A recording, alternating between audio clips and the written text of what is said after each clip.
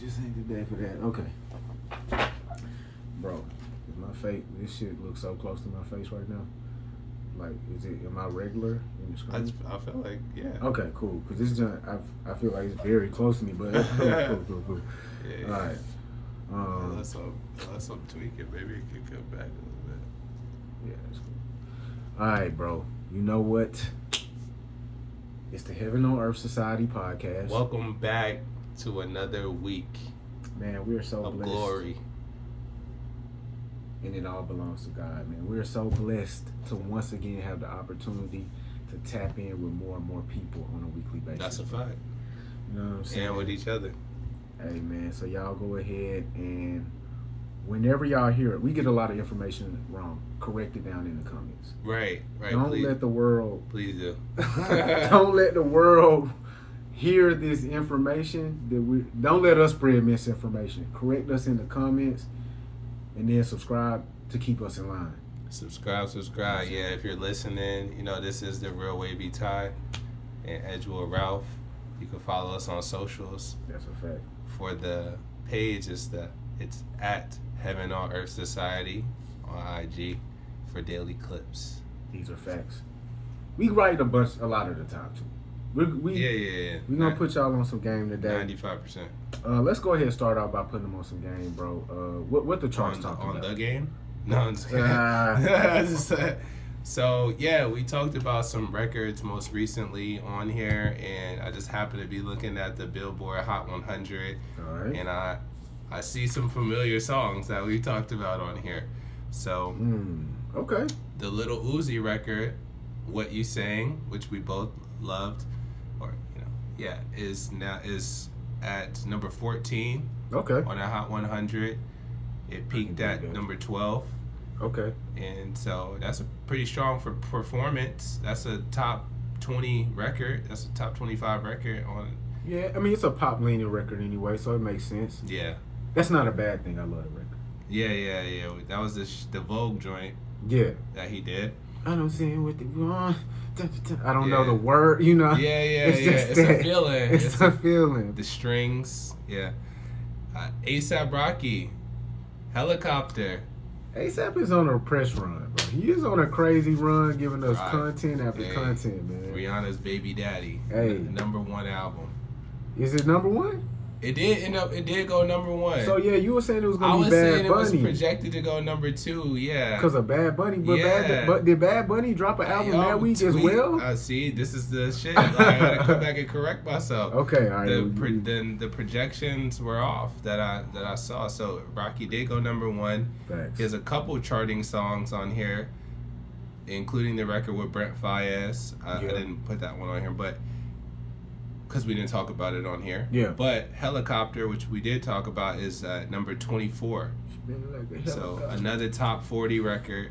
Oh, while we talking about Rocky and his sales, because one theory was that he wasn't going to have any sales.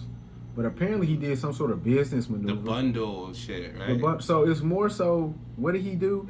He worked with BILT, which is an app. Oh, Built. Oh, Built. Yeah, I know Built. And he got people to use their reward points to purchase the album. Very creative. It's extremely creative. I don't understand the difference. I guess it's just because people weren't looking at it as money. It's just more so reward points. Probably. So that contributed to physical sales? Yeah, so you could purchase the vinyl with your reward points. That's dope. That reminds me of like Jay-Z fucking doing the Samsung. Yeah. Just creative business deals. For me as a person, somebody who reviews music, I don't care. Right. So it's like, but the music was still great. Yeah. And so in 2 weeks it's at 24 and could potentially keep going up. Mm-hmm. I didn't know that people would gravitate to it that much. Bro, I told you for years. Rocky's about to drop, son. NBA YoungBoy, Bruce Wayne. Every time, bro. This guy's, I don't get it. He has the most certifications out of anybody, right? Any rapper. And so it debuted at 63. It has jumped to 57. YoungBoy just opened his mouth. Bruce Wayne was hard. We though. did say, I said that was was like, that was like. a record we both liked. Yeah. And the Don, who we'll talk about shortly. Don D, Toliver. Pause. Yo, I thought that was Donald Trump. But ATM. Okay. Debuted at number 63, and that's where it currently sits on the Hot 100. Range Rover bus. Yeah, fuck with it. Which was, ATM, Don Toliver. He has a couple charting records on this, but ATM, He should. It just dropped, so we'll keep y'all informed. All right, man, we got the charts out the way, bro. Sheesh, let's go right into. Oh, you forgot, Dababy. Oh you shit! You had mentioned him. Yeah. I had that in the baby segment, but Dababy is back. Yeah. Pop that thing. Woo. Number 78 on the Hot 100. I don't know when the last time he's charted. Maybe he has, but this is on the blogs, so it seems like it's a new thing. So that record, again, like I said, was very much going viral on TikTok and Instagram. He's been promoting it. I feel like every post is pop that thing. He's overly doing it. The last time it makes a lot of sense. The last time Baby was in the Hot 100 was June of 2020 with Rockstar. Yeah, see, I figure it's been a while since he's been back on the main. Right before he made those comments. Yeah. Sheesh. So, rap is in a good place seemingly, right? Bro, we already verified for these people. Rap never slid. That was a weekend time. That was an anomaly. I know, right? So look, bro. No top 40s. We can go ahead and hop right back into the Baby, bro, because Baby. I wasn't. Look, I told you guys last week I like the single, Pop That Thing. Baby's not my type of artist, bro. The content, the subject matters is a bit limited. The flows are a bit paint by numbers. The beats are all very similar. I do have a few standout tracks that I add to the playlist. Okay. Other than that, I kept having to come back. Which were the standouts for you? Let me pull it up because I remember Pootie Tang, Belt to Ass. You know what I'm saying? I like that. The intro, Sticks and Stones, I believe was the name of the intro. Yeah. I like that. Obviously, Pop That Thing. Yeah. Going with this. Letter to My YN. Yeah, you talked about that last week. Dope record. And other than that, it's a bit run of the mill for me. Crank. It's fucking with Crank. Crank is hard. She must want to give me some ass or something. Hey, you see what I connected with? Yo, but so you must want to do that for the kid. Yeah. So man, shout out to the foe, man. 704 Charlotte. Shout out to Dababy Is Back. I think this might be his best album. Whoa, okay. Yeah, to be honest, because he said it on here that when he came out, he dumbed his music down. I don't have the exact bars, but he pretty much said, like, listen, said, yeah. I gave y'all the ass shaking music. I dumbed it down, but I'm really tough. He's tough. I'm really one of them ones. Mm-hmm. One of the themes of this album was being more grateful, which is the title, and that y'all gotta put him up there in the big three.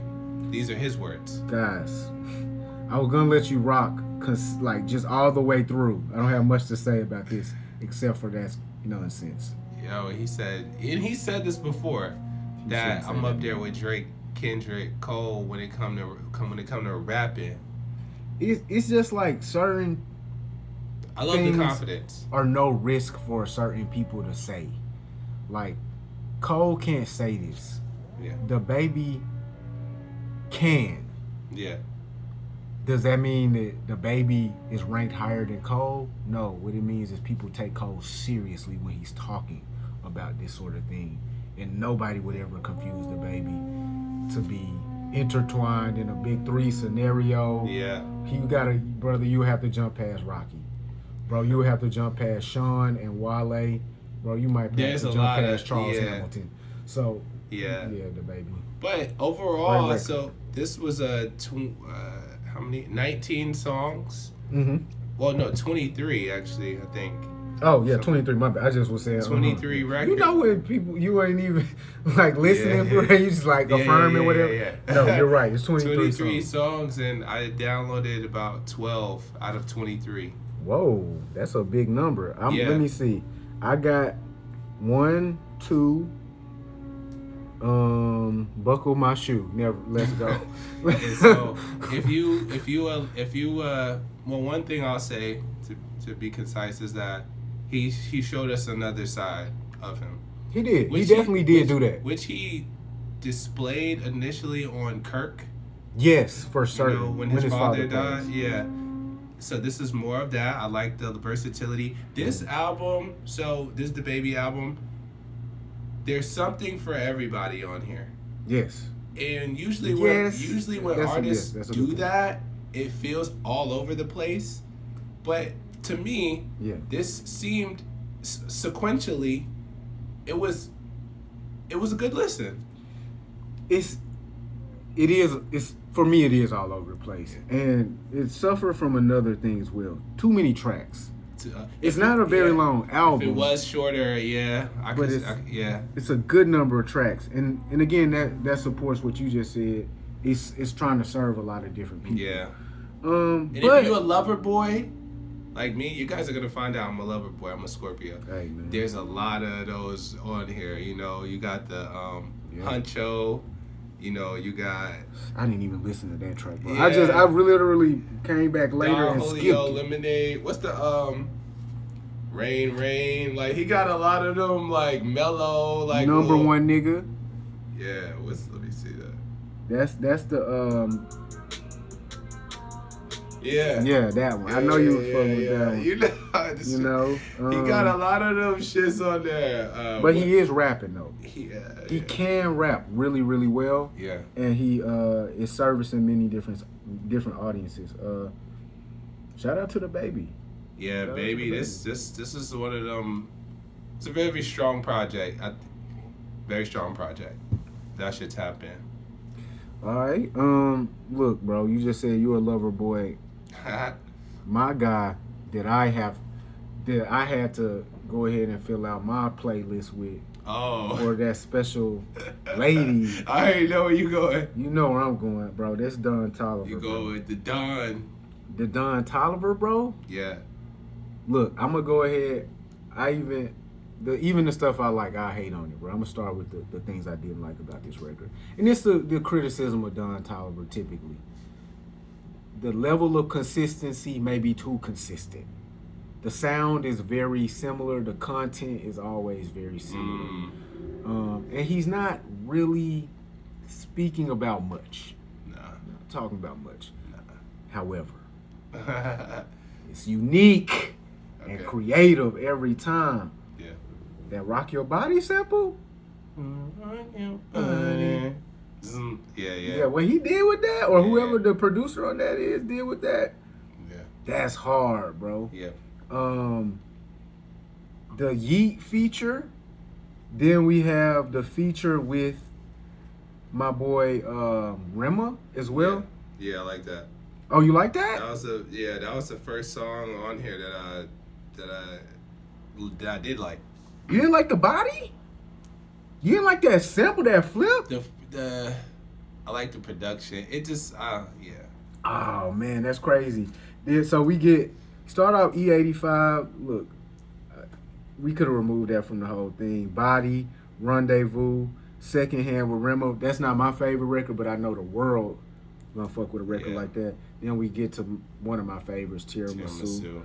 ATM, it's a banger, but not really for me. Yeah. ATM, yeah. So that's shit's charting. It's like, okay, people fucking with it. Well, it was the first single. Oh, so you did say that. ATM and then, okay. Long Way to Calabasas, Rosary featuring Travis Scott. I like Rosary. Oh, you like that? I like Rosary. All right, then it's for somebody. Then we get into All the Signs featuring Tizo. All the Signs. You like that? Marcus Houston. Is that a sample? Yes. I didn't know. Naked. Okay. Written by Harvey Mason. Oh, of the Grammys. Yep. Oh wow. Didn't know that until I did a little bit of research. Yeah, Harvey Mason is a writer. Yeah, he's definitely involved in the industry. Then we get some callback. I got it.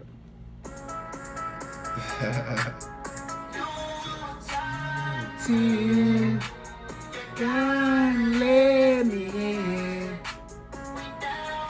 Life you my friend. 2010. When you come back, Hey, see, like that's a song that I didn't download, but it doesn't sound. See, like I listened to this album like 3 times. Okay. So, cause I don't listen to him, right? Yeah, you said that. And so, when it's like a auto tune, sing songy, music, I gotta really listen. Okay.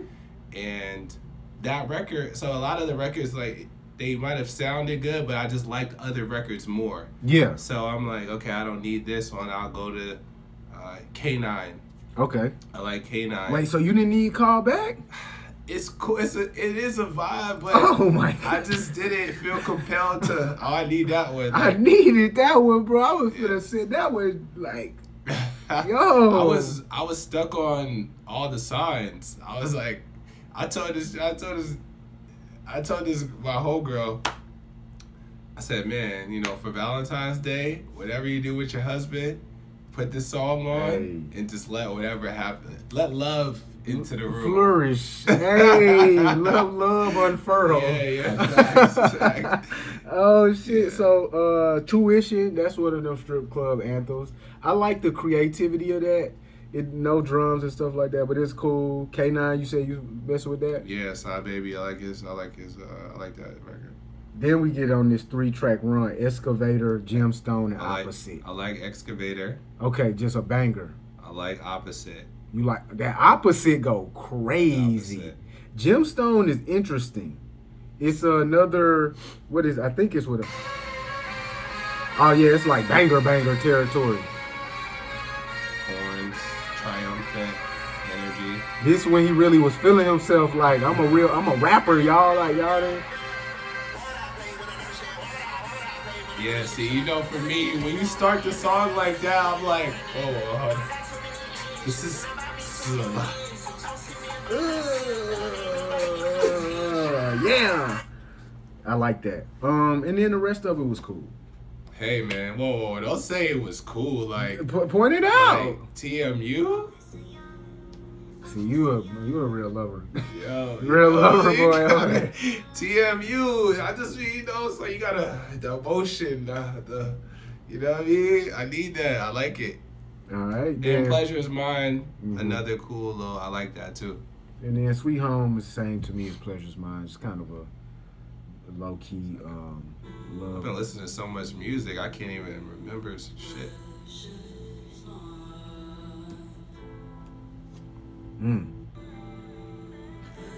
Yeah, man. Yeah. Done. So and so for me, it takes me back to being a real fan, okay, now I'm gonna go back. Okay. And I'm gonna check out the other shit, you know. Go and check out the other shit. What I will say is Don Toliver is really on a progression. It does get better and better over time. Like everything, like his output really does get better. So you go back to the last album. I think this one is better than that one. But you can see how he gets here from that. That's cool. I know he had Kodak on one of them albums, I think in 2024. Okay. It must be 4x4. Yeah. It was a little bit more rock team. Was that like a Spaceman, like a silver? No, that's this album. Oh, am I tweaking? Yeah, that's this. Yeah. So he recorded this. Apparently, he recorded this at the observatory that Einstein used to work out of. So a lot of the imagery, a lot of the real spacey. Okay. Album artwork. Oh, and so I didn't even make that connection. The spaciness of the music. Yeah. Wow. Toliver's a real artist, bro, and I can really respect that. He's a creative, and he knows how to tap in with the people. So he's not one of those creatives that's so far off that you can't access connect, yeah. It's creative enough to be novel. Hearthstone Psycho. Yep, that's the last one. That's a real rock tinged. Okay. he was wearing the biker stuff. So he really does, start to really infiltrate these worlds and try to have the music match. And this album is projected to do, you have the numbers, right? Oh. Is projected to do 120, 130. Oh, wow. That's pretty good. Yeah. So it's... That's going to be number one. Yeah, most likely. All right. Most likely. All right, done. Good job, bro. I fuck with the album, bro. Donnie. And I feel like, bro, ever since, well, I'll just say it now, yeah. I feel like ever since the Clipse dropped, it's like niggas is making real music again. Bro, that sorry, what was that joint? 4 S's? Sexy Songs for You? Yeah, that joint dropped before that, so. That was a good project. So that's what I'm saying. not gonna lie, that shit was. Bro, we act like it ain't never no good music around, bro. Yeah. That was around. But, they had the R&B song of the year actually on that album with Someone to Love. Oh, Somebody Loves Me. Somebody Loves Me. Yeah. Done. Great effort. Donnie, between 130 and 160 first week. Oh, okay, yeah. And biggest rap debut on Spotify for 2026 with 125 million streams. I mean, it's only February. Yeah, we gotta say that with a grain of salt. That was previously held by A$AP Rocky. Okay, makes sense. Obviously, we'll be taken over by J. Cole on tomorrow. Nigga, cold world, get your blankets. All right. The game. The game started off this album. The very first line of the album was, "If I'm not the best, then it's Kendrick. If it's Kendrick, then he got to step up and end it." You know what I'm saying? Yeah. Like, I don't mind that. I don't mind guys like directly calling somebody out, and it's really about the skill. Right. Like, it's not domestic violence. It's not skeletons in your closet. It's like everybody can see who's best. Yeah. So go ahead, pop out and show niggas, you know? Game. Yo, niggas ain't talking about how well Game has been rapping. And it's not right. We gotta, like, really... That's his fault, bro. It's his fault, bro. He acknowledged it. He acknowledged it on the album. I don't have the lyrics because they're not on Genius yet. I don't know why, but he said, y'all let the antics take away from my skill. I'm paraphrasing. But so he knows. No, man. You go on the show and you're sitting there with your new baby mama and you're telling her like you wanted to get her pregnant immediately. That's going to overtake any skills that you have because most people don't even know how to interpret poetry. But they know how to interpret that nonsense. Yeah. So, like, that's on you, Game. But Game is, man... So this is disc 2 with DJ Drama. We got the title... I'm just wondering when is the movie dropping because we got 2 trailers now. So is it a movie coming? The Game? trailer. Because that's what my boy Game said. The mixtape is called "Every Movie Needs a Trailer." This is disc 2 of that. Oh yeah, so yeah, the first one was in December of last year. Really strong output, where he made these same claims of being the best on the West. 100%. And he's doubling down on those claims on this one as well. A lot of Kendrick bars, you know. There was an interlude where there's a guy talking saying, "Man, Game, you the one, nigga. Like you inspired Nipsey, you inspired Kendrick." I think he had a line about, you know, I gave this nigga my appendix. Who? Kendrick. I don't know what that means, but. Oh, I think that just means, you know, like I took the pain for other niggas to, you know, live well. Yeah. So Game again, man, this is pure hip hop. I called my dad, you know, I said, man, yo, you heard that Game? I was like, yo, this is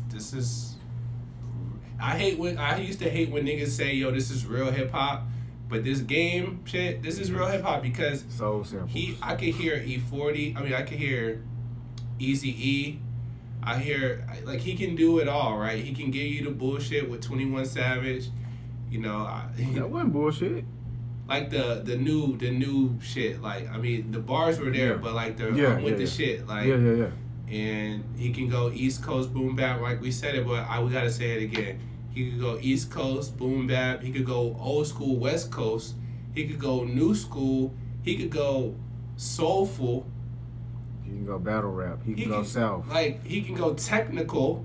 Where I like how your New York ass didn't even mention the South. You still a New York nigga, bro. Like, as much as you want to be from the A, bro, you didn't even say the South, bro. What Southern influences you? Well, I mean, the soul. He just was on the Real Niggas with 21 Savage with the little 808s and the over the soul sample, bro. He does that, bro. He does everything, bro.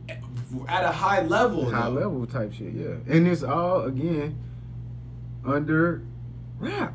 He's doing this while rapping. And prioritizing the raps. Exactly. And this shows you that he really loves it. And for a nigga that's 40, remember when Game was going at Jay-Z? And he said, man, I'll never be a 36-year-old rapper. I love when the OGs is outside rapping. You know, we got T.I., we got Clipse, we got Game. You know, all these guys that dropped under Mass Appeal last year. These niggas think they were gonna do with their life after rap was over.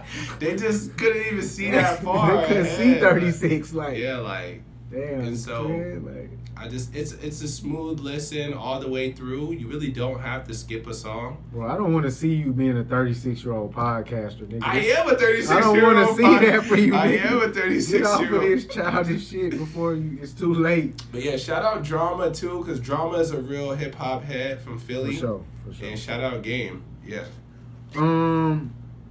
Quickly, bro. Let's just quickly touch on this. Pause. Dog. The Mike Will. Hit Boy. Oh, the Verzuz. Bro, we told my boy, Hit Boy, look, brother, don't play no Nas, brother. He didn't. I thought he only played it. Well, I watched it, but he played Spicy. Yeah, I think that was it though. Bro, did he win that round, bro? I don't know what rounds he did win. to be honest, I'm not gonna hold you. Mike Will just is one of them guys, bro. I don't really think it's much to even speak on. We spoke on it. We said it already. We said everything there was to say. We went through the list. Yeah. We gave both producers their kudos. Yeah, I watched it. It was entertaining. Mike Will, man, he just brought the Atlanta flair and showmanship to it. He had his Big Bank was there. He had Chief Keef was. Juicy J popped out. Big Sean. Popped out for a hit. And Mike. Oh, yeah. I forget what record you did for Mike Will, but it just was like some of those Beyonce songs. It's just like they didn't hit, and no pun intended, but because Mike Will played one of my favorite Future songs, which is "Itchin'." Bro, and went like that one, cause we had talked about same damn time, or shit. We had talked about shit. Yeah. Itchin'? Yo, hey, Itchin' is like, you records. feel that in your soul. Like, everybody in Atlanta know Itchin' word for word. When niggas was needing Future to come with some street, not the pop, not the racks on racks, not the all of the, like, turn off the light, whatever that bullshit was. Wait, I love turn on the light. That's good, nigga. When niggas needed my nigga to rep for the streets, that Itchin', saved the day. The next song that Hit Boy played after that was "Feeling Myself" by Beyonce. Stop. All right, we're gonna. So Hit Boy, we respect you here. We're gonna move past this. Yeah, and we're gonna gloss over that. One thing I didn't know though, and this is always great because you learn something. I didn't know that Mike Will produced East Atlanta 6 by Gucci Mane. Mike Will. It was just another day in the East Atlanta 6. That's the thing about Mike Will. Mike He's Will like, really I did this when I came was up 16. for real. He said, bro, I made this shit when I was 16. Mike Will had a real come up, bro. Yeah, facts. It's not one of these industry plan ass situations, bro. Yeah. The nigga was really off Boulder, Chris. In the back of the video, bro. Yeah. He was there, yeah. Like, wow, Mike Will, work on your interpersonal skills. Like, so then when people approach you, like, try to hand them off to the camera. It's cool, bro. But we respect you here, bro. But and it was like Hit was there, like, just for the love of the game and just for the culture, and some of those real hip hop records like One Train, and that that he has, it didn't land as well with that crowd. I told you about One Train, bro. That's that song, when I heard it, I'm like, damn, I ain't heard this song since I was in college, but I would not put that shit on unless Big Crit and ASAP Rocky was around, nigga. What are we doing? And Mike Will told us lastly that there's a difference between hit records and big records. That was his theme. He kept saying that. And that's some real shit, because it's street anthems that they might not have charted. Like, where did Itchin chart? We don't know. But you play that soul. Shit. You charted in my spirit, my nigga. God, okay. So, before we get to the Grammys, let's go ahead and react to this, bro. Our brother J. Cole is dropping tomorrow. Cold World. He dropped the track list. Did you look at the track list? 6. I did look at the track list briefly. Okay. I was looking to see who's on the album. Okay. I didn't see any features, but I know there'll probably be some features. He didn't list the features for the off season, so we still have a chance. Yeah.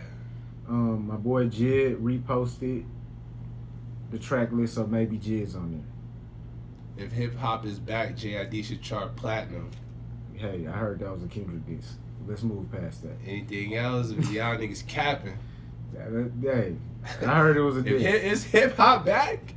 Well, Cole's dropping, so it has to be back. Yo. Cole is hip hop. Let's be for real. Facts. We're gonna celebrate my boy Cole today. Yo, the glasses guy and the turtleneck got you more like just thinking clearly, bro. Distinguished. Like, I was breaking down the lyrics. I said, you know what? See, niggas got that educate J. Cole, yo, the educated shit. Crazy part, these aren't even real. That's the crazy part. So as soon as you throw them on the specs, you're thinking clearly. Yo, you intelligent. Wow, I'm real culture shit. Real culture shit.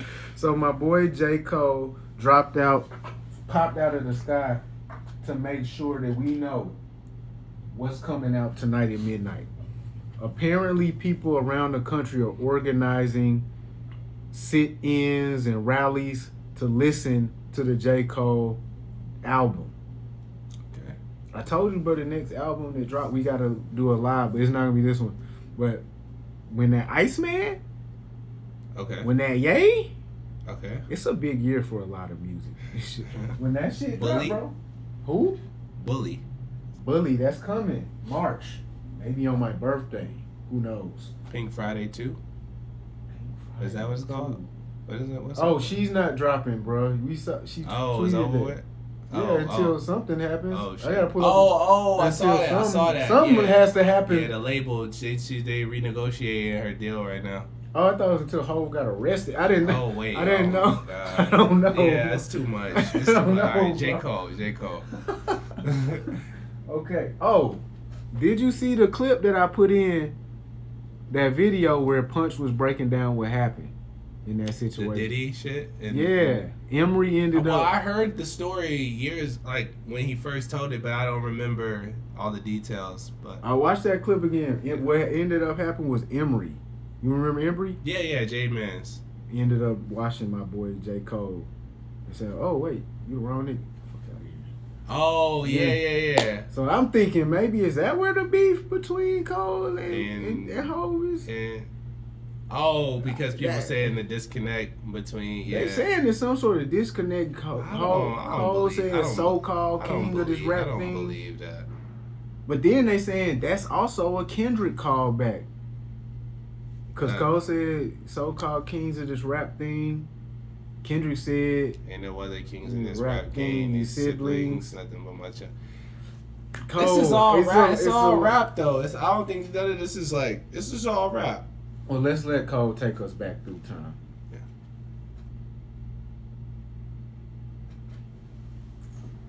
Oh no. The come up to the fall off. 7 years I worked on this problem. I loved every minute of it. There'd been setbacks often, there'd been things that had seemed insurmountable, but it was a kind of...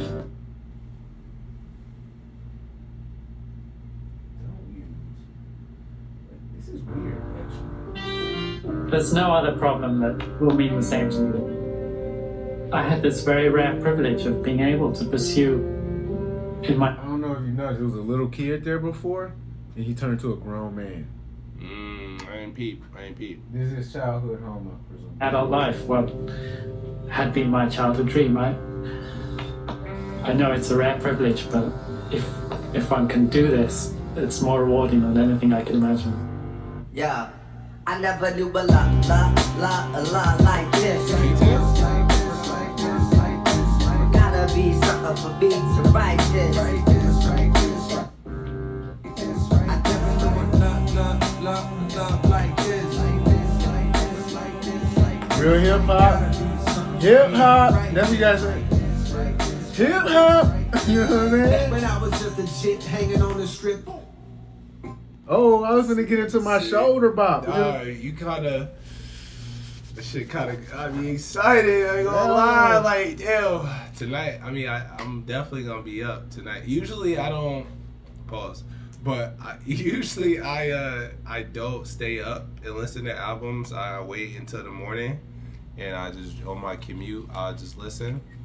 But tonight, man, I'm gonna definitely stay up to listen. I'm excited. That clip right there got me excited. So I believe that's number 8 off of disc 2, called "I Love Her Again." It seems to be a takeoff on I Used to Love Her by Common. He seems to have sampled Common. So I'm going to assume that that's called I Love Her Again from disc 2. So he dropped the track list. We have disc 29 and disc 39.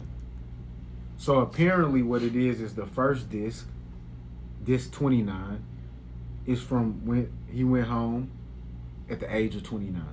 Okay. He's just turned 41 a week ago. Okay. That's what my understanding is. The second disc is called disc 39. Got it. 10 years later. So he went home 2 years ago. Okay. After the beef. He had to reset. He had to go get back in touch with. He was having sleepless nights. His mother had to kiss his forehead. Cole is a real guy, man. That's what I'm saying. These rappers, like your favorite rappers, like these niggas not real. Like, you feel me? Like, Cole is a real man. He's a real nigga. Like, this just makes me think about the podcast series that he dropped a few years ago.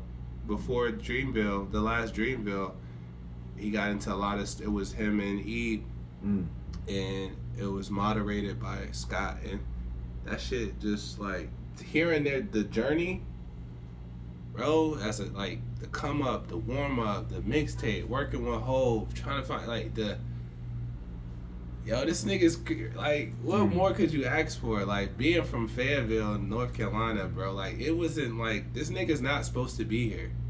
To address your question, what more could I ask for? Perhaps entertainment. I don't know. You was fucking. Some sort of story. Don't act like you wasn't fucking with that right there. That was. I like the way he employed that sample, and I was about to get into my shoulder bop. I'm telling you, like, I was gonna hit that bitch sincerely though. Niggas, you know what I'm saying? So let's go through. I mean, just real quick.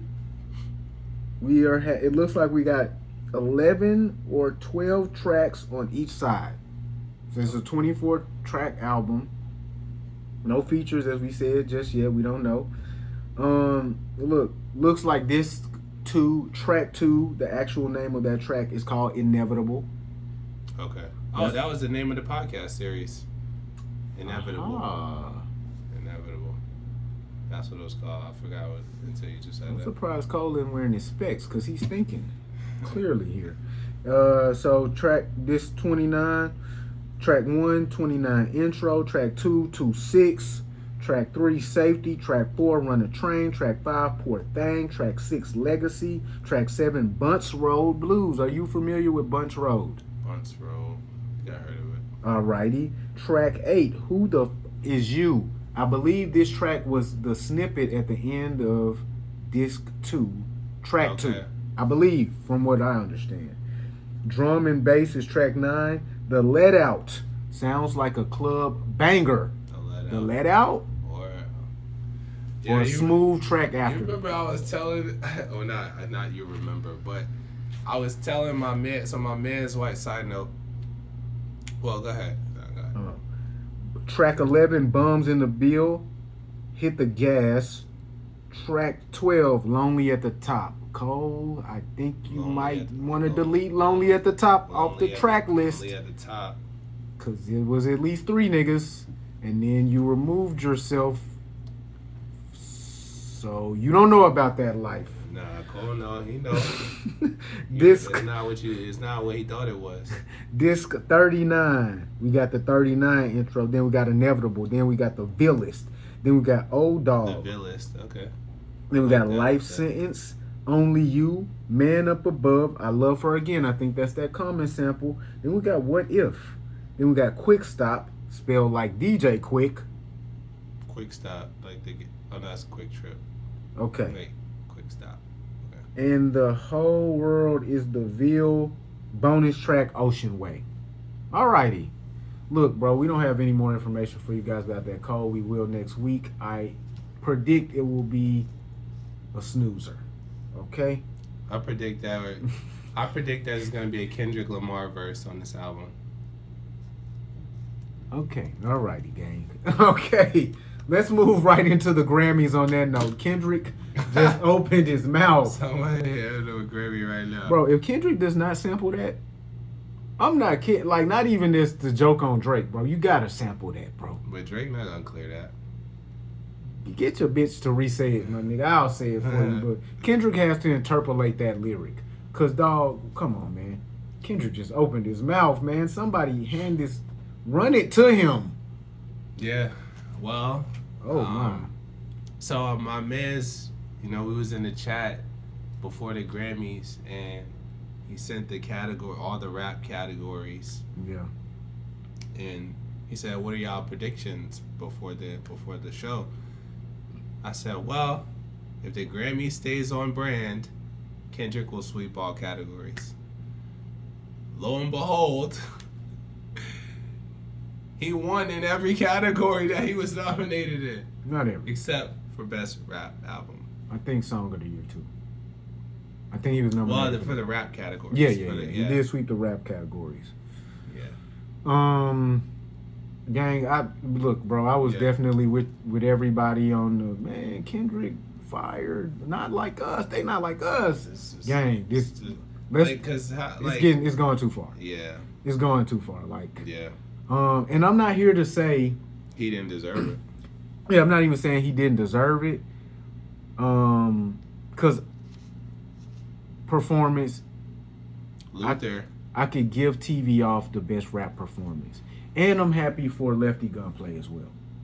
That performance that Kendrick Lamar did on there, just the thought to use his vocals, his throat like that, pause. That's a genius level thing for a rap record. So he just got 5 joints in 2020. This year, he just won 5 Grammys apparently. Okay. Making him the most awarded rapper in history, surpassing Jay-Z with 27 Grammys. Man, congratulations. That's a feat. That's an accomplishment. And he still got a hell of a career to go. And the thing about Jay-Z getting all them Grammys is that's weird because he didn't start getting them until after Ye had already ran it up. So shout out to Jay-Z and his connections to whoever he's connected to. The Grammy committee? Somebody, because, dude, I'm not going to lie. To miss all those Grammys early in his career and then get them for these later albums that he was able to collect these Grammys for, that's a wild thought. But Kendrick just opened his mouth. He got several Grammys. He got 5 Grammys last year, too. Yeah, I mean, for me, the Not Like Us Grammys, well deserved. There was nothing else in the rap landscape during that time that could even compare to how brightly he was shining. This year, I would have liked to have seen Clipse be recognized more. Yo, the Clipse got robbed for Best Rap Album. Let's just say it. Well, no, you actually said that GNX was better. So I believe GNX should have won the Best Rap Album. I just believe Clipse should have won Album of the Year. That's where I am with it. That's where I am with it. I don't believe that there's an argument either way for Best Rap Album between those two. Yeah. Okay. But yeah, so Isaac Hayes III, you know, put out some information about this, how this whole Grammy thing is set up, based on regional bias and committees, if I'm not mistaken, that have more, or chapters rather, that have more voting power than other chapters. Dude, I don't even know what he set that long ass explanation up just to break down that Glorilla deserved. It's a Grammy. That was a weird way to set that whole shit up. I was like, I was told you and Dame that Glow had a glorious year. I want you to take a clipboard around to random people in the public. And say, I'm not saying she should have. You was acting like she shouldn't even have been nominated. Yo, bro, and we can't deny her impact and what the album did. I'll double down on it. Maybe we need to like get a retarded kid category. Oh for my God. Like, her and her sister can win an award for that. You're supposed to be from Memphis, man. Bro, I am from Memphis. Just my thing is, I'm not caping for nobody for any reason. See, me, if I go hard for niggas regardless, pause. Like 7 p.m. Friday at 98 degrees. That shit was hard. Was you in the club when that shit was on? I haven't been in the club since 50 Cent. That's what I'm saying. If you in the club, you like, oh, like, not one, not two, like she... Yeah, like all that, like. So maybe we should give her a section. I don't know, like, but I don't think we should give her a grant, like an artist award. For me, it's still about art and nothing that Glorilla has ever done. See, I don't call anything that somebody does art. Okay. I don't do that. It's not. If it's not art, it's not art. Huh. If it's commerce, it's commerce. What is? Okay. She's not an artist. Okay. I don't call everybody an artist. Sexy Red is not an artist. I respect that. She's also not a CIA agent. She's just a thought from St. Louis who makes money off of sensationalism and like being grossing people out for the most part. Yeah, facts. Glorilla is somebody who, what I'll say is she made a song, the Fuck Nigga Free song, that really just is a great song for her demographic to sing. Shout out Hit Kid. Yeah, shout out my boy Hit Kid. But you know I met bro. At the bank. Is he still supporting Glorilla? I don't know. See, at the time when I didn't know who he was, and then it was a funny moment. I was like, I'll tell you up here. This was two guys. It was him and another guy. They say, yeah, they opened a business account, and I said, oh, what do you guys do? Oh, yeah, we do music. I'm like, okay. How much they deposit? How long you been doing that? You know, just. Oh, okay. Yeah. How long you been doing music? Everybody does music. And his man was like, he laughed and said, oh, this Hit Kid. And I said, oh, F&F. I was like, oh, okay. I said that record caused quite some controversy, huh? And then he was like, yeah, that's what you want to call it. And so anyway. Yeah. Back to the Grammys. So yes, Glorilla. And this is my final thing. This is what I should have said. I shouldn't have mentioned Tupac. What I should have mentioned is Glorilla's mother. Nicki Minaj has never won a Grammy. Oh, Nika. Yeah. Dang. I know y'all think I'm caping now because she's saying the things she's saying. Dude, at the point where Nicki Minaj hadn't won a Grammy, guys, the rest of these girls gotta wait in line. This is egregious to me. Does 50 Cent have a Grammy? I don't even know. I don't know. But, like, yeah, I'm going to leave it there. Isaac Hayes III, shout out to you. That was a weird suggestion. Well, shout out to the Clipse for winning their first Grammy as a duo. My bad. Let's finish Kendrick real quick. Oh, okay. So, Kendrick, in addition to sweeping the Grammys in the rap categories, it looks like he's rolling out a new era. Oh, yeah. Because he had on the boxing tape. Yeah. On his hand, which nobody would have noticed if Dave Free hadn't posted this on his story, and Jay Hitter 3 hadn't followed this up with a interview from a notable boxer. His name starts with Pernell Whitaker. Okay. Basically, in the clip, Pernell is saying, you know, I'm a defensive fighter. I defend all my titles. Blase Ski. Pernell Whitaker, legendary lightweight champion. Yeah, Great boxer. Great boxer. And so we have Kendrick Lamar dressed in a full tux with boxing tape on, which lets you know we've unlocked a new character. I am here for it. We should be hearing from my boy very soon. And an Afro pick. Is that what? Oh, okay. There we go. I like when niggas show up and just be black. Half like, niggerish. Like, I say yeah. but he had the full suit. Specifically, the full yeah. tux, When my wife and I watched it, I said I like when niggas show up as niggas. You know, Hey. like bro had to pick. I used to go to school like when I had hair back in the day. You still could do it right now. Could You could pull up the work right now, every day. When I was in high school, that was a thing. Like, you know, I'd go to school with the pick in your hair, like. But yeah. So Kendrick overtakes Jay-Z. Clipse got their first Grammy for Chains and Whips. Yeah. Featuring Kendrick.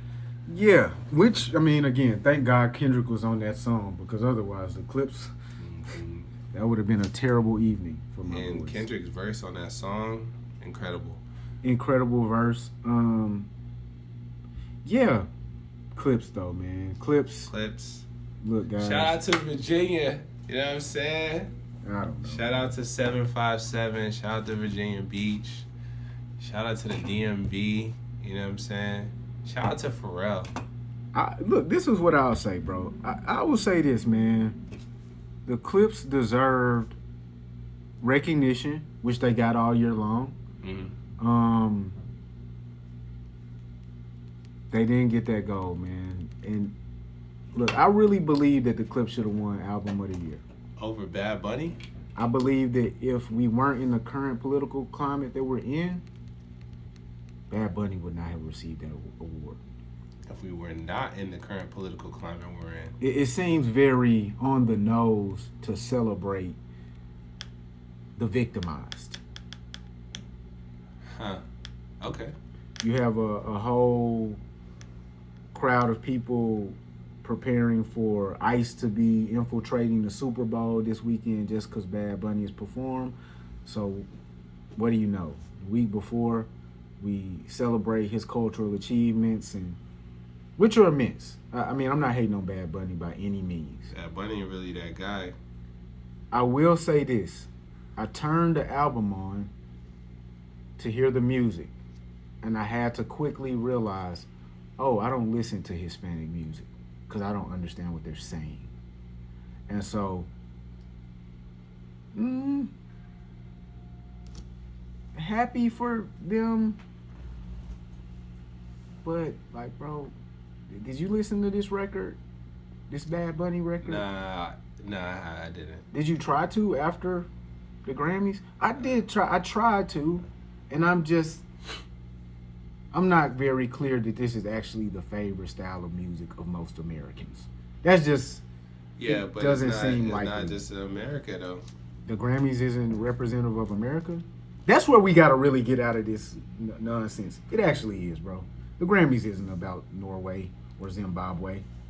It's about American achievement. So, Puerto Rico's part of America. when did you start saying that? When did I start saying that? When did anybody start saying that, bro? I'm confused. I'm curious. How long has it been? I don't know how to pause, but When did it actually? When did they annex Puerto Rico for America? Yeah. Years ago, mid-90s, so I believe. shit, since then.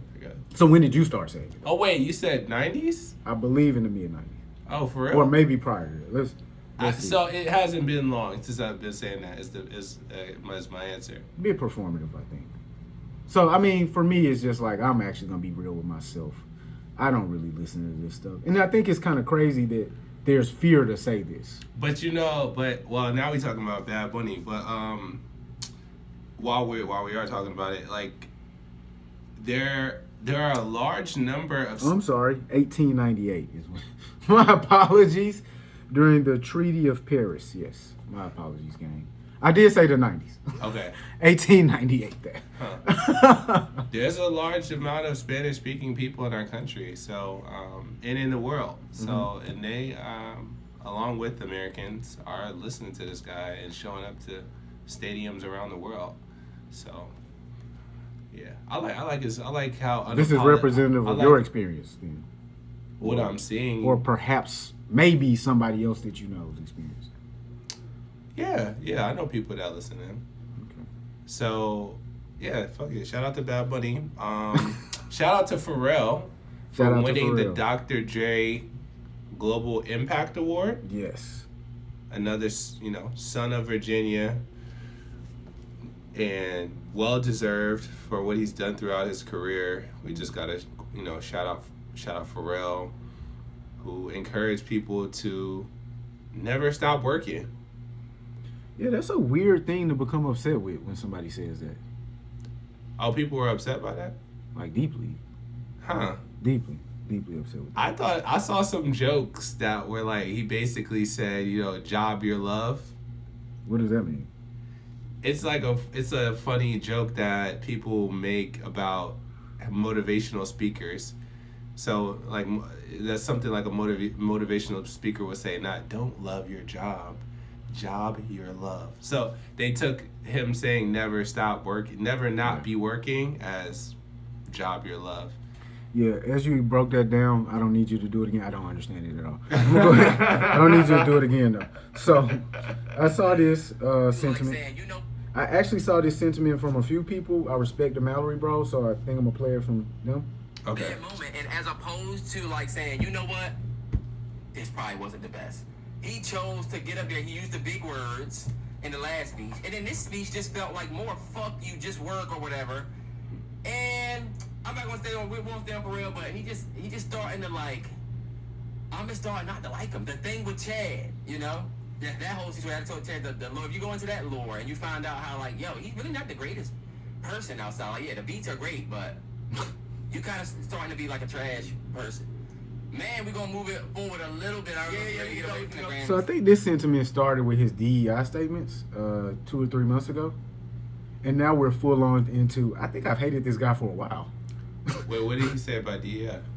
Would you want the job because of, basically, would you want the job because of your work ethic or because of the color of your skin? Okay. I would prefer to have it because of my work ethic. That was his sentiment. And again, when you marry that with keep working. When you marry that with politics, picking either side is picking division, right? Yes. Something I'm paraphrasing. Yeah. Even though he said in that I'm not picking either side. Mm-hmm. When you say that, that means you're a coon who obviously works for them people. Yeah. So this is news to me. This is news to me that this is people's reaction. I just saw the montage and was like, damn, this nigga Pharrell is just an incredible artist. Incredible. Like legend in the game. Recently knighted. As that. a part of the French Legion, yeah. Deeply humble guy. He was presented the award by Q-Tip, a legend in the game. He bowed down to Q-Tip as he received the award. As he does many people. A sign of deep respect. Shouted him out in his speech and said, I'm a student. I call him every day. I learn from him. And when I hear a nigga that's like a multi-millionaire say keep working, I'm going to get back to work. Exactly.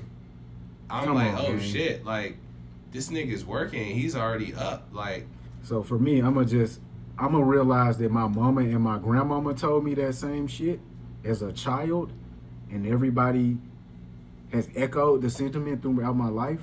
Those who work the hardest win the biggest. And I'm gonna hear people just talking like that, like, how you gonna just tell us to keep working? And say, I wonder if you're gonna win, G. I don't know. Now I guess now when you say like that, I guess it felt a little tone deaf. I'm gonna be honest. I never gave a fuck for people. I'm trying to put myself in other people's shoes. Like I'm not. Oh, like I don't want to. I do that a lot. Well, these like guys are gonna be based on how the economy is, based on people struggling, based on like just where we're at. People are like, yo, what the fuck are you telling us? Where are we? Are we in deep poverty?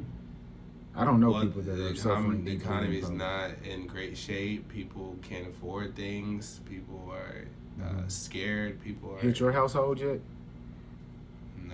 but So I won't even comment. We working. I won't even comment on it because I have not seen it or noticed it. Like I don't. But the numbers, niggas are not looking broke to me. The numbers is there, but yeah. So now I guess people were like, seems like a full new Nike suit. So I was just saying, I feel like niggas is getting money. Booster. Maybe it's just in Atlanta where niggas is getting money. But look, guys, they capping.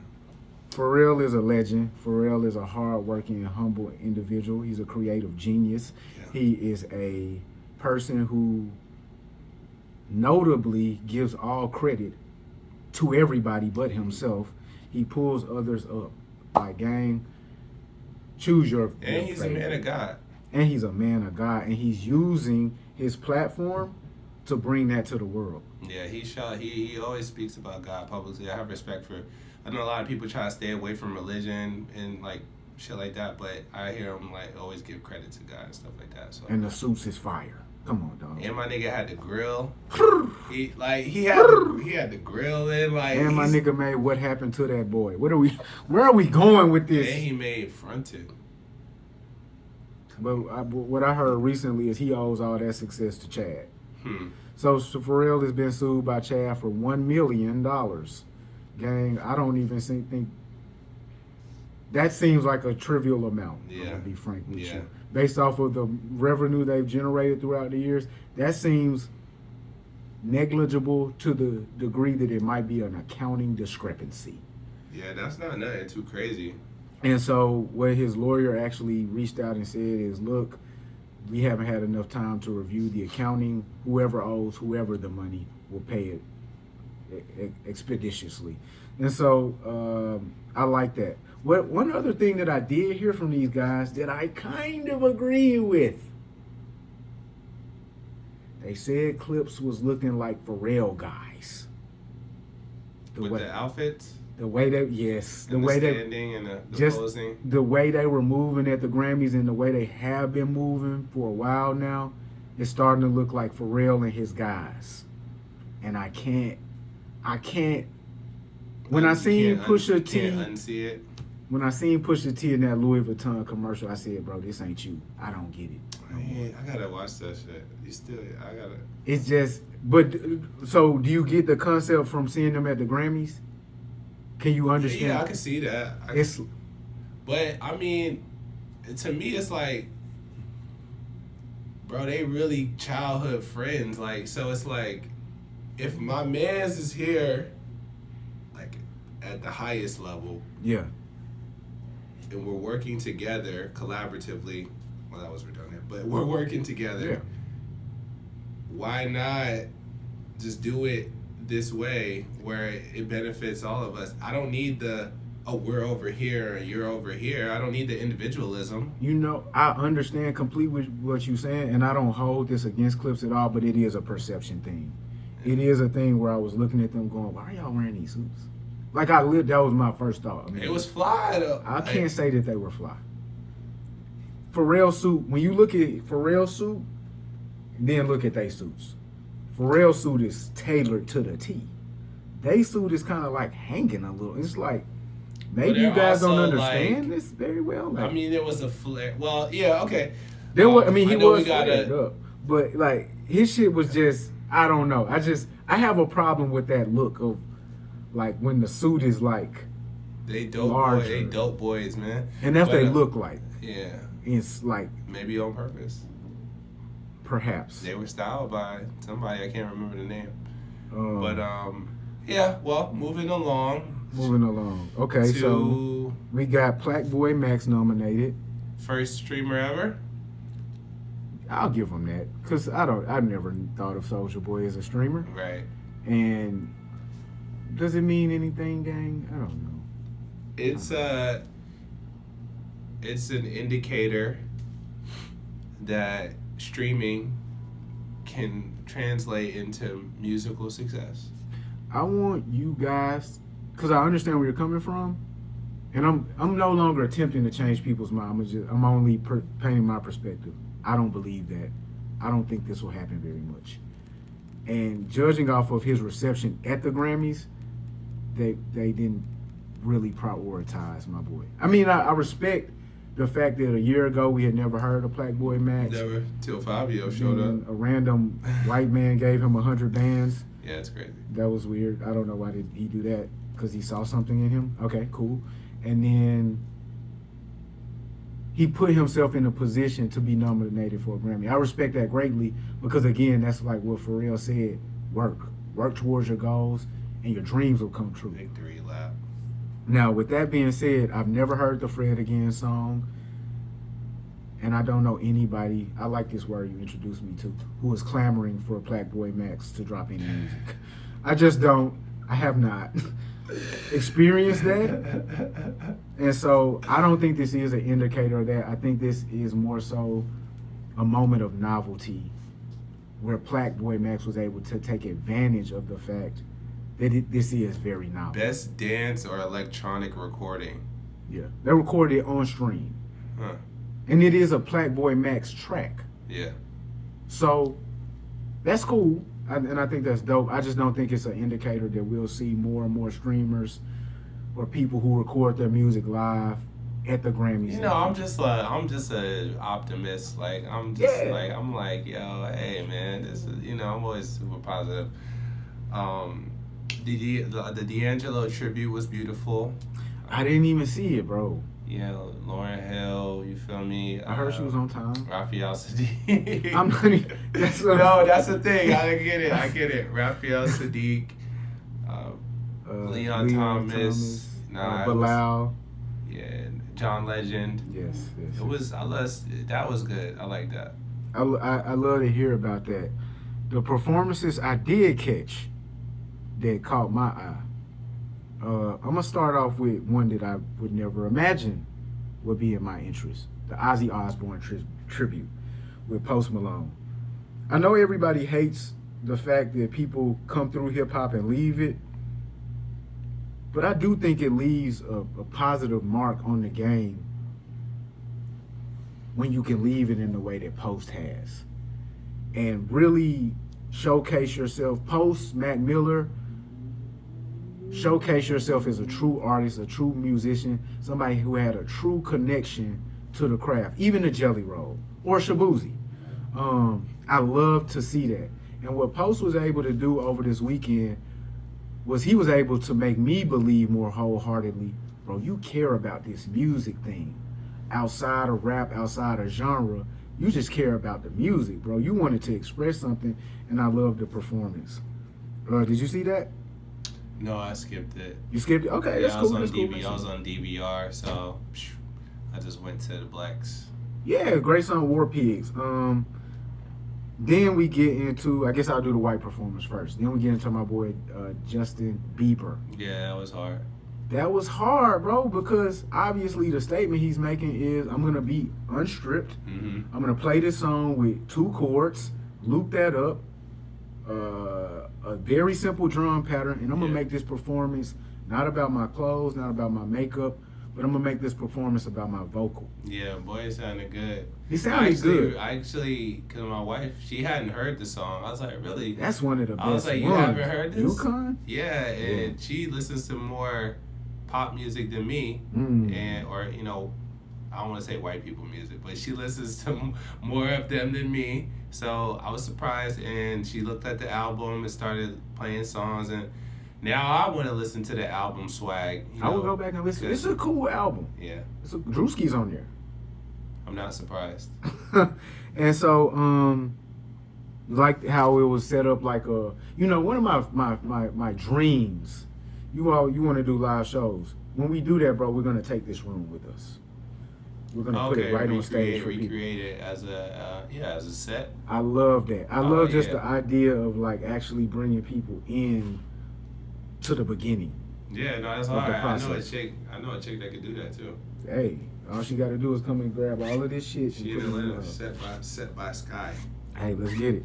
And so then we get into the Clipse performance. Yeah. I love that they did that song. I love that song. So far ahead, bro. Mm-hmm. We got the church choirs, and then the chorus and the verse are 2 completely different worlds. on that song. Yeah. And we got to see him do it live. They brought the choir out. My boy Pharrell was dressed impeccably. We have the two dope dealers with the fucking chinchilla on. Yeah. We got the brothers passing that bitch around like, yo, it's getting hot. You wear it now. And they killing Monica Denise. Yo, they killing the verses. I fuck with it, bro. Heavy. Yeah. I was happy to see that. Okay. You know what I'm saying? And then obviously, the best performance was who did the best performance, bro? Who did the best performance? That's a great question. Shit, because I didn't watch all of them. I mean, I guess the Beeps. I mean, I don't know. Yeah. You forgot Tyler? Oh, damn, I'm tweaking. You forgot that Tyler performance? That boy did. That was good. I didn't watch it live, so I couldn't tell. Was this two separate performances? But if not, he changed the whole set. It was one, yeah. Oh, wow. Performance, so yeah, it was good. And Tyler's been known for doing these earth-shattering, fire marshal requiring performances at the Grammys. Like, we had him come out in the Chromacopia era character, the soldier general. Then Yes. at a certain point, we start doing the new music, Don't Tap the Glass. He got into that bag. and then we have what is that? Was that a Ferrari? Yes, with the horse. Yeah. Killing the Chromacopia era Tyler. So, you know, it's a artistic message on reinvention. And he had Regina King up there. Yeah, of course, yeah. But we want to give us that message of reinventing yourself as a new artist every time you introduce a new project and perspective. And Tyler is one of the best at that world building. So again, That's a fact. brought it live to us on the Grammy. So shout out to that, man. Yes, Sirski. Last thing we have taking place at the Grammys is stars getting on stage and protesting ICE. Obviously, here at the Heaven on Earth Society, we support domestic peace. We support fairness and kindness to all individuals everywhere.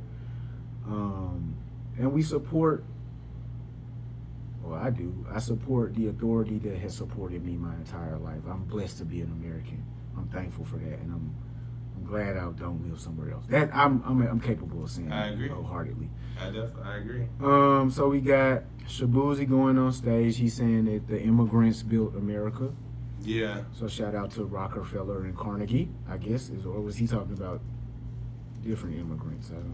I think he was referring to slaves.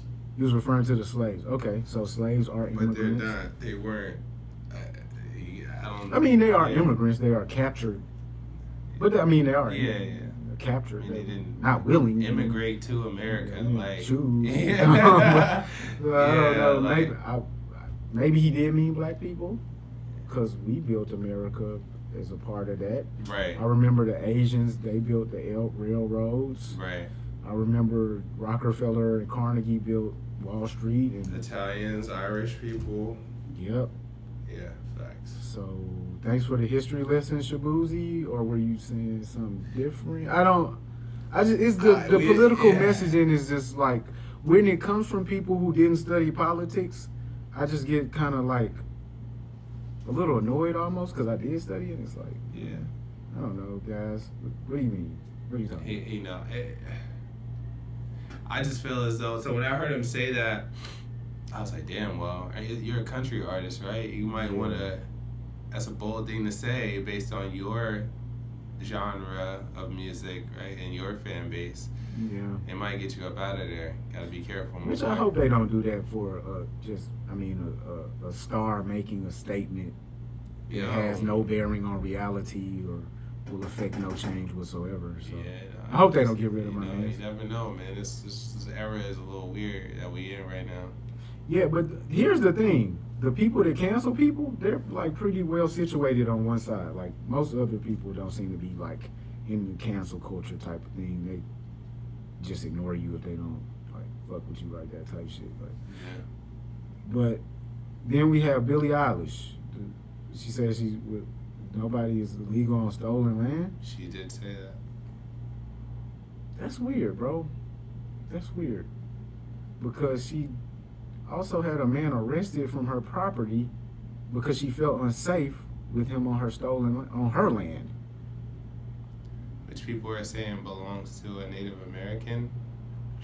Well, this was her old house. Oh. The Native American tribe is a house that she recently closed on. Yeah. I wonder why she didn't just steal the house. Because why would you pay something for something like they don't own the property? Why did you pay them for it? Yeah. So I don't get it, bro. Technically there can be illegal people on stolen land still. Because if that land has laws that govern who can and cannot come into this country or land, and by definition there can be illegal people. I guess she's trying to call out the contradiction behind it. Her own actions, or the contradiction of America.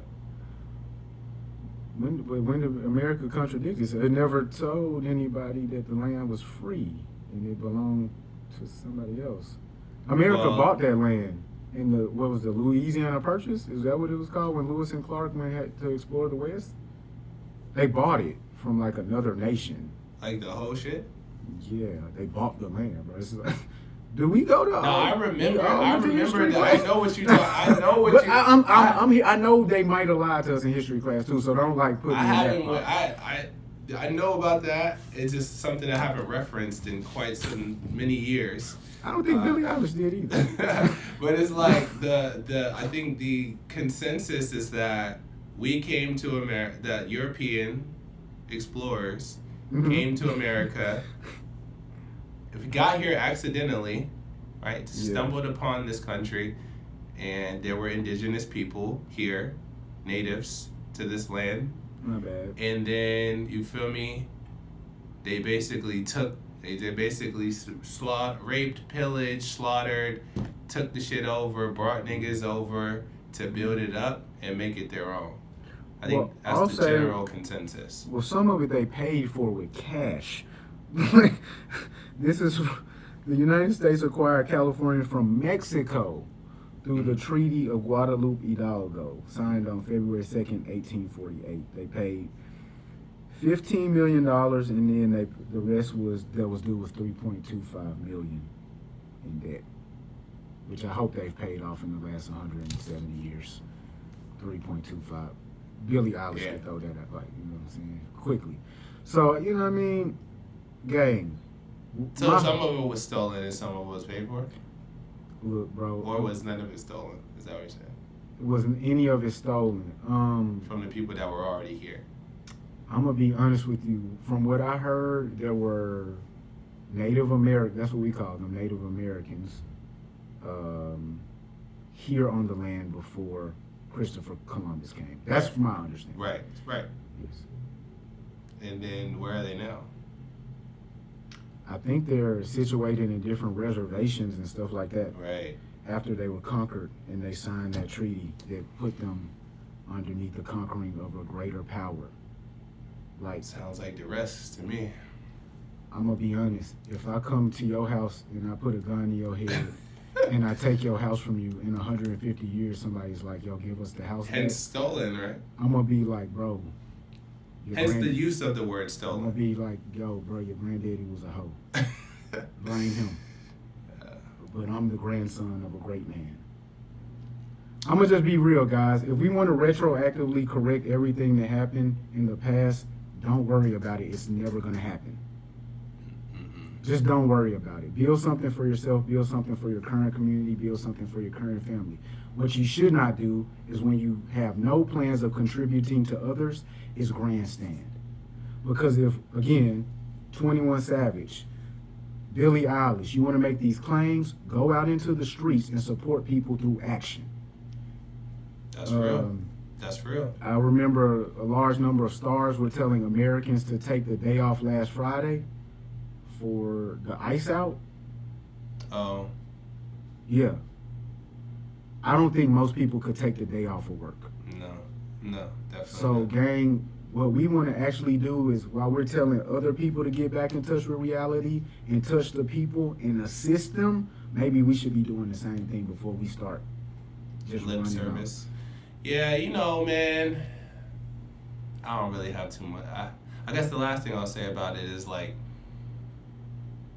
somebody was saying something about rappers or so they were talking about rappers, but I'll just lump in celebrities in general where people. I think I respect when people use their platform in a way that they think is responsible. Mm-hmm. You know, when they have millions of fans that look to them to say something, right? Is responsible to be unknowledgeable at all, or to say something that sets your cause back because you look unknowledgeable. Well, I don't think what she said was incorrect. Well, totally incorrect. Let me correct that. Well, the issue. I get the implication. I get the implication of what she's saying. Well, the problem with it is that it causes people who might be sympathetic to the cause to look at you and go, now what? What's the cause? Right, and right. If I join you all, will I be just as performative as you, or will we be really doing and something? I get and also in the same vein of me respecting people for taking a stand that they feel is right, I also can see how it is looked at as performative. And here's the thing about real life, gang. The only stand you can take in real life involves your two legs. Doesn't really involve your mouth, your lip service. Yeah. It involves you walking out into the community. The Toliver tribe is the tribe that her land is situated on. And they have actually actively been working with the Grammys apparently for a couple of years now. And they even had a ceremony before this Grammy to celebrate the Toliver tribe. So while there are people and organizations like apparently the Grammys who are not just doing lip service, they're doing actual work, they're contributing because they're on the land. Here's some money, gang, for your land. There are other people who get called out and they never come to the carpet, like our girl Billie Eilish. Hey, babe. Yeah, because most likely what's gonna happen is we won't really hear her speak about this anymore Ever again. or do anything. So now I get what you say. So now it's like, what did you really even do that for? Just to say some shit to go viral, or like, feel as though like you're a part of the cause, like. And are you encouraging the other people who join the cause because of your word to move exactly like you? Because that's the real thing. Yeah. Maybe there will be many people that join the cause, but will they really be down for it? Because they think that this is about talking. And homie, this is actually about touching lives. So that's where I'm at with it. I have no problem if we as Americans right now gave all the land back to whoever it belonged to. Bless you. Thank you. You wouldn't hear a word from me. I wouldn't care at all. I wouldn't stand against this. Listen, I just need my check, bro. Fuck all that. I just need reparations, man. Fuck. All right. So I don't need it, but Next. I would like it. Next. How about that? Next. You know that Dave Chappelle? You know what I'm saying? You remember that Dave Chappelle episode? Yeah, brother. When niggas got the reparations? I do. And I don't think it was as funny as people. I don't think it was as fantastical as people. I think niggas might actually go buy an Escalade. No, they would, but fuck it. I think the dice game might get shot up quicker that day. So look, I got one more joint, and then I gotta go okay. get ready to get the kiddos. So I think LaRussell might be the most newsworthy of this. I ain't gonna lie, remaining bro. Topics. I really have no interest in talking about LaRussell, and I don't think anybody gonna tap me in for the shit. Bro, like when we talked about him before on YouTube, that did pretty well. I don't have anything to say about it. I mean, I'd rather talk about Future and Beyonce, honestly. All right. Well, frankly, I'll do it quickly. Okay. So, LaRussell has announced that he signed a deal with Roc Nation, and this is after being pretty much the face of independence. Yeah, it's kind of weird, bro. He's had creative ideas to generate revenue, engage with his fans, and grow a community. Mm-hmm. He previously spoke about a bad business dealing or offer that Roc Nation presented to him. Mm-hmm. There's a tone of about 800 bands. And it's said that he does not want to do business with people who operate in that manner, and was curious to know if Jay-Z was aware of the situation. He's been working alongside Jay-Z, meeting with him for several months leading up to this announcement. And people are not happy about this. Yeah, so my experience is I went to the LaRussell show last week, and just based off of, had a great time at the show. Show was a great show. He's got away with the crowd for sure. Very intimate, very transparent. This flies in the face of that. So most of the people that were at the show were really there supporting his independent cause. At the show, I mean, you can watch it. He spoke on being independent, how he was trying to sell 100,000 records independently, but he fell short. And I can't pinpoint him saying he would never sign with a major label, but that was the vibe. The vibe was independent for life, maintaining control. I don't need them. I don't need them. We're going to maintain control out here. A lot of the time I was there, I was thinking about the comments that he made that we put in the Jay-Z thing. And so I guess Jay-Z gave him that Super Bowl performance as a part of the house band, and he made a different decision. Hey, man, whatever the case, I respect it. As a musician, I mean, great performance. No backing tracks, was able to perform the songs off the top of the head, which is very impressive. I probably won't be listening to much of the music, just given the stage I am in life and the fact that I have all my favorites already situated. But I saw that this nigga made like an exorbitant amount of money in 30 days. Like it was like 300,000 or some shit like that. But what he did say from the clip that I saw is he reached a ceiling as an independent artist to where he no longer had a guide. So he had done so much independently. He found the tools, the resources, from touring to distribution to how to to where he needed to seek out somebody was in his shoes before and could show him the way forward. And he also said that he's maintained his independence.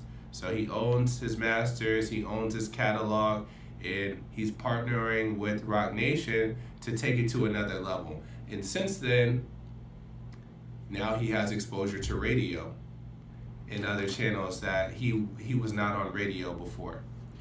Yeah, bro. I mean, I think what did I say? It's giving. I think what it's giving is hypocrite. That's all. I think that's where the that's people. That's what a lot of people are saying, like, damn, bro, like, what the fuck? I'm not mad at it. I understand wholeheartedly why you would make this maneuver. Yeah, so I would shit. I'm gonna be honest with you, bro. You can rake up 300 bands a month. I don't really know what the next level you need to get to is or what it's for. Just to be frank, I don't get it, but I'm not at your level in life, nor do I clamor to be. So at the point where I figured out how to make 300 bands independently per month or at any month out of the year, I'm going to just go ahead and say, God got me. And I'm super straight. I don't really need much. I respect that about you, man. And it's like, I see why he did it, though. For what? Like, for what? Because I thought it was about the family, so I don't really... It's relationships, like, you know what I'm saying? What do you want the relationships for? Oh, bro. Hove, man. Yeah, we gotta move through this now. Yeah. Okay.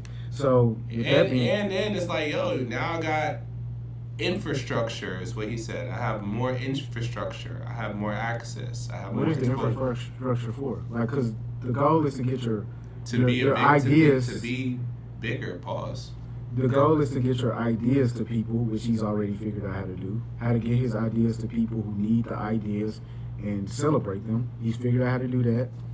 And the other goal is to support your family and provide for them. And he's figured out how to do that. Mm-hmm. So again, this vanity play of I want to make more money and I look like shit, but I'm not trying to be the richest nigga. Like, bro, niggas, but everybody, I don't care. I know this could be a longer conversation. I know we're gonna keep it short, but Nipsey Hussle was a champion of independence, right? Yes. He was signed his whole career to the labels. Russ, champion of independence, He was signed for like 2 years. Columbia to a major label, Seemed like and it. so there's no like Hove was independent, Yeah. right? And it's like there's nothing wrong with working with the labels to achieve whatever your goals are, There's not, bro. and you can maintain ownership doing so. We constantly talk about people selling their images. I sent you the Kabi dude. You got to go to court because he don't want to wear Skechers every day now. So again, the problem with selling your image is, what do you like? What's the point of you living anymore? Oh well, selling the image and then being signed, that's like a. Yeah, that's true. But here's the thing: when they sign you, they're not doing it for fun. So they're going to control your product. No, it's mutual and interest. It's mutual interest. Yeah, so they're going to control your product now. And so then, but it's like Rock Nation, they're smart because they have for now Rock Nation distribution, Yes. right? Which they're trying to get people to join. So if I go sign the number one nigga that's the champion of independence, then people that follow him might come over here too. I'm not saying this is a bad deal for Rock Nation. I'm saying that this doesn't make sense for the guy who's been screaming independence since the day he started. I literally was just standing in the crowd with this nigga 1 week ago where he was talking about this. Niggas was crying in the audience around me like, yo, my God, this nigga can do it. Like, I can do it too. Like, this nigga was giving people real hope. Like, for real. And bro. why is that eradicated all of a sudden? Because of a venture, a business venture. Because the only thing he was selling was independence. This He's nigga's still not independent.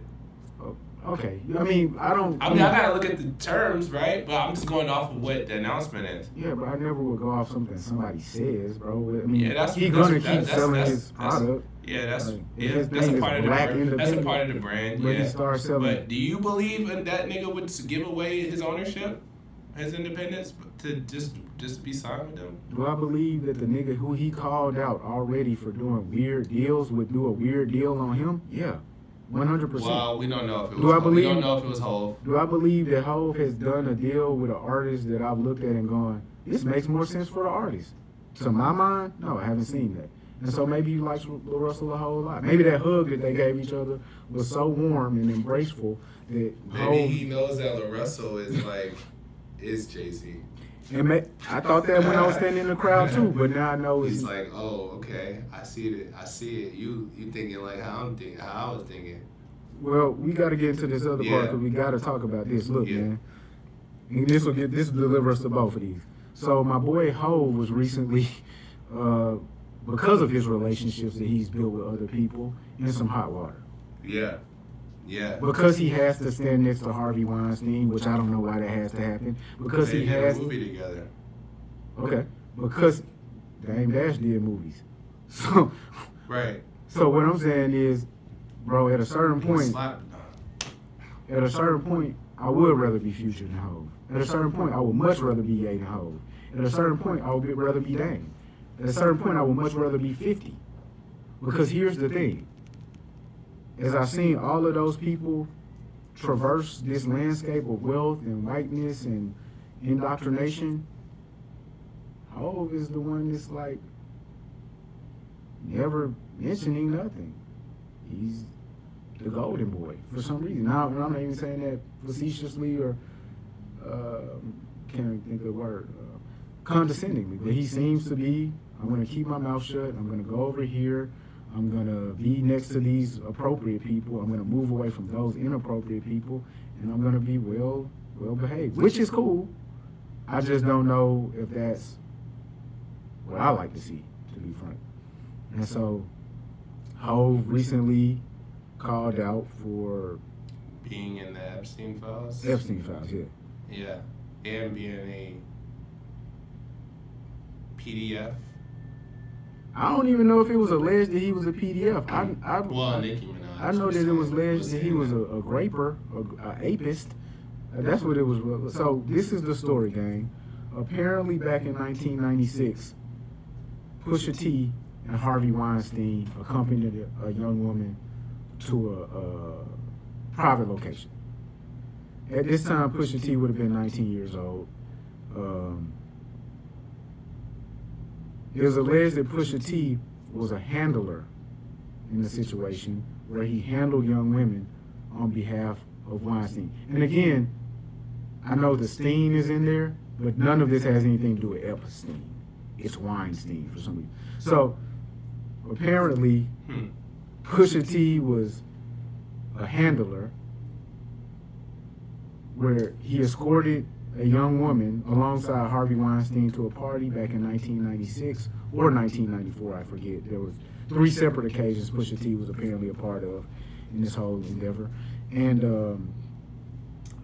when the young woman woke up, mysteriously, she doesn't even understand why she fell asleep, Hove was there taking advantage of her physically. This is either 1994 or 1996 when this was occurred. For me, though I take all allegations very seriously enough to consider the truth of them, I would have to say that the truth of this allegation is that it is questionable at best. Seemingly so, yeah. Yes. Based on the timeline, it doesn't really add up. Mm-hmm. You know, 1994, Jay-Z wasn't even, his first album wasn't even out. And I'm gonna be real with you, gang. I don't really know if his first album was out. With like, what would that have to do with anything? Like, I'm just so far removed from any of this stuff being anywhere near legitimate. Yeah. That I'm just I'm like, trying to be like respectful, but damn, like, some shit is just like, yo, somebody just put in an anonymous tip. Is that pause? Like, is that what happened? They called it, yeah. Like, yes, that's what happened, bro. And so I never thought about pause at that Yeah. at that point for the tip line, but like, we do gotta start the pause the tip line, bro, because it's not cool, bro. But the legitimacy of these claims is, you use the perfect word, it's just questionable. bro, for like, gang, for me, what it seems like is Epstein is somebody who situated himself next to the rich and powerful. I can't imagine why he would say, hey, gang, get that fledgling rapper. He was on Hawaiian Sophie, I think. Bring him through because we need him on record. Man, it's like, like, this is weird, bro. It's But they did have the bar. I know some niggas that went to that island. Why in the fuck did you go to that island? I voted for Trump, not Biden. Well, yeah, he did say that in the bar. I never heard that. You never heard the bar. He said, I know some niggas that went to that island. Why the fuck did you go to that island? My thing is, you know, Jay-Z, you just talked about how.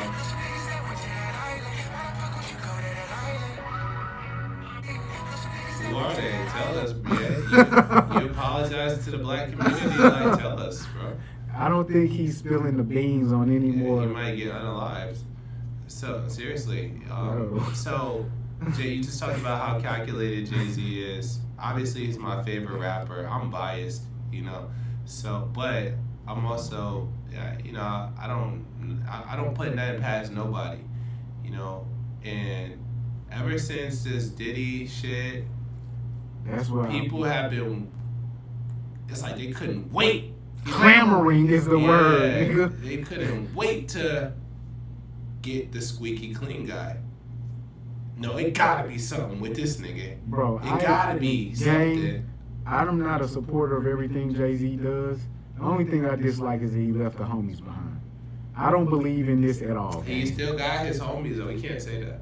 Emery is still around. He cleaned J. Cole Ty right is up. around. I think what really happened, gang, I think that Hove set that whole situation with Diddy up just for him to get J. Cole in line, but on some like little baby type shit. You see what I'm saying? Do you see what I'm saying? Oh, that was Cole overstepping. That was crazy. So So, the Drake, something, yeah. but Pusha T though? Do you think? That's I so knew it was random. something That's weird so about that guy random. Pusha T. My girl never wanted to listen to his music, bro. That's so random. I just, you know, all of this is a distraction, man. Clearly, bro. All of this shit, with these Pharrell, Jay-Z, Pusha T, XYZ, and Epstein, this is all a distraction. At the very worst, they said make some nonsense up so that we can make it look so crazy that the black community gotta say, bro, Jay-Z didn't do this shit. Maybe all of this shit cap. At the very if we really want to play into the sadistic mind games of these weirdos, to delegitimize the files, period. I guess maybe if we really want to say that somebody doing some weird manipulative mental shit, maybe that's what they're doing. But this is clearly nonsense. Whoever made it up, shut that tip line down, bro. No more anonymous tips, gang. But your girl Nikki, bro, and Candace Owens are saying these people are doing demonic rituals, brother, and they're sacrificing children. Film it on tape, sis. I'm not gonna go against you because I know it's all sorts of evil forces in the world. But sis, why would she tweet that? Bro, I don't know what's up with Nicki Minaj's tweet. I told y'all. Is this a mental breakdown? I'm with the same coherent thoughts that she says that make sense. I'm with it. The Twitter stuff is different. Like bipolar? Gang, I don't play with mental diagnosis. I'm not him. I'm not a licensed therapist. We gotta have somebody on here again. Like, I don't, and obviously they can't clinically from afar, say, bro. You know what I mean? But I'm at a loss for words here. I will say that my boy Trevor Noah, I'm curious. Not like that, Trevor. I'm curious in a different way. I want to know the truth. Yeah, I'm tri-curious. I want to know what you've been trying, Trevor. You want to try that stuff that Kevin Gates does? I don't want to try nothing new. But here's the last thing. Beyonce. My boy Future tapped in. It's not real though. See, I don't know. Future's some stuff I can't believe. I seen the picture that he wrote it under. I said, bro, I see what happened. You lost your cool for a second. You wanted to do that. I feel you. That's a good picture. He's looking great these days. Motherhood's beautiful on women, especially black women. It's a blessing. That's a fact. Gang, we gotta stop crashing out for the beauty. Yes. This is a married woman. She has the prize that many women would clamor for. Yeah. Jay's the big homie. Never disrespect the big homie. But you know, Future, it's always been a little back and forth with him and Jay a little bit. Hey, man. You know. Maybe that's why Jay put that lyric on the record, because it seemed to be out of nowhere. Yeah. But and niggas keep saying that Future is the Jay-Z of the South, and he bigger in the South, he bigger than Hove, and stop. That's tip. We gotta stop rewriting history for niggas, new niggas. Future is the thought of the South, okay? He's the toxic king of the world, but he not the Jay-Z of the South. That's tip. Could argue that he is, but we not gonna do it today. Though. Here's the thing, bro. There was a rumor going around that he smashed Lotto. Yeah. Did you hear Brazier? I saw the lyrics. I fucked a rapper bitch in the whip. 2 lines later. Hit the lotto, some shit like that. No, he said mulatto. Light skin. Mulatto. Future, stop playing with mental games with. I see why you and Drake. Drake said we never been through it. Drake also put out a song called What Would Pluto Do? Future, I heard you speaking on Russell Wilson's wife. He said, I'm still hitting C. You don't remember that bar from Boston Richie? Of course I remember that. Future, stop playing with people's households. Still smash on C. You don't remember that bar? No, I do. Do you believe it to be true? No, but it's Future. He's gonna say shit just to say it. That's a part of it. Like, he feeds into the narratives. Like, that's why when Steve Harvey did the interview, like, all these other guys that she used to date before Michael B, man, I didn't like these guys.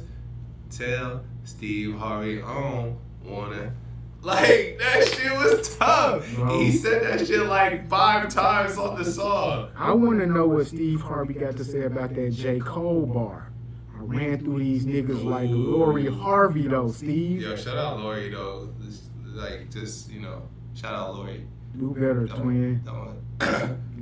Like, I can't shout you out. I don't want no young ladies thinking it's okay to just put themselves in this position. She ain't really do Of that being, much. like, I feel like niggas gassing it. Quotably ran through. Niggas gassing it, yeah. Like what? Publicly ran through. Yeah, because she fucked 4 niggas allegedly. That's right. Did she fuck Diddy and Justin, bro? Know. Hey yo, listen, that's a great way to end the pod.